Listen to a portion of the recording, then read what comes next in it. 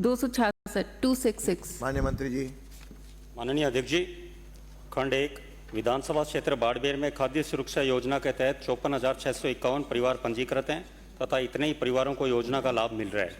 खंड 2 भारत सरकार द्वारा राज्य हेतु निर्धारित सीलिंग सीमा 4 करोड़ 46 लाख के विरुद्ध शेष रहे स्थानों के विरुद्ध लाभार्थियों को राष्ट्रीय खाद्य सुरक्षा योजना में शामिल किए जाने हेतु नवीन आवेदन प्राप्त नहीं करके पूर्व में प्राप्त कुल 19,58,000 आवेदनों में से लंबित आवेदन लगभग 13,90,000 में से प्रशिक्षण पश्चात नाम जोड़ने की कार्रवाई विभागीय स्तर पर प्रक्रियाधीन है।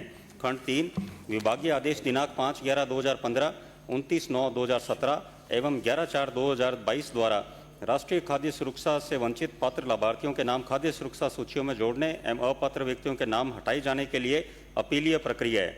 भारत सरकार द्वारा राज्य हेतु निर्धारित सीलिंग सीमा 4 करोड़ 46 लाख के विरुद्ध शेष रहे स्थानों के विरुद्ध लाभार्थियों को राष्ट्रीय खाद्य सुरक्षा योजना में शामिल किए जाने हेतु नवीन आवेदन प्राप्त नहीं करके पूर्व में प्राप्त कुल 19,58,000 आवेदन में से लंबित लगभग 13,90,000 में से प्रशिक्षण प्राप्त पश्चात नाम जोड़ने की कार्रवाई विभागीय स्तर पर प्रक्रियाधीन है। माननीय सदस्य।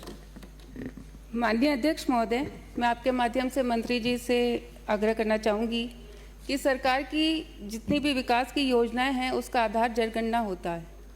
2011 की अपनी राजस्थान की पॉपुलेशन 6.8 करोड़ थी, जो आज के दिन अनुमानित है 8.36 करोड़।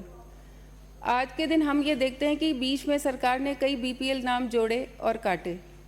मैं आपसे ये प्रश्न करना चाहती हूँ कि अपने स्तर पर क्या राज्य सरकार इन लोगों को जोड़ने की मंशा रखती है? यदि हाँ तो कब तक और नहीं तो क्यों? माननीय मंत्री जी। माननीय अध्यक्ष जी, ये हम राष्ट्रीय खाद्य सुरक्षा अधिनियम 2013 के धारा 9 के तहत उसमें जो राज्य के आंकड़े हैं आबादी के जो सुसंगत आंकड़े प्रकाशित हो चुके हैं उसी के हिसाब से इसमें सीलिंग सीमा तय है। उसमें राज्य को आज़ादी नहीं है कि वो अपने हिसाब से जोड़ सके। हम केंद्र के जो नियम है उसके तहत ही बंधे हुए हैं। माननीय सदस्य। माननीय अध्यक्ष महोदय, हमारा जो इलाका है वो मरुस्थलीय इलाके में आता है, तो प्रधानमंत्री ग्राम सड़क योजना के अंदर भी 8 जिलों को शिथिलता दी गई थी, क्योंकि यहाँ जो आबादी है बहुत छितरी हुई आबादी है, धोरों के अंदर है।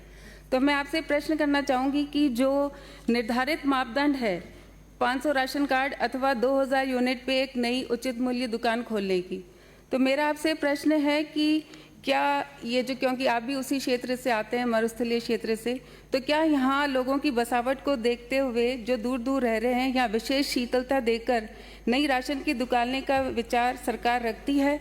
यदि हाँ तो कब तक और नहीं तो क्यों?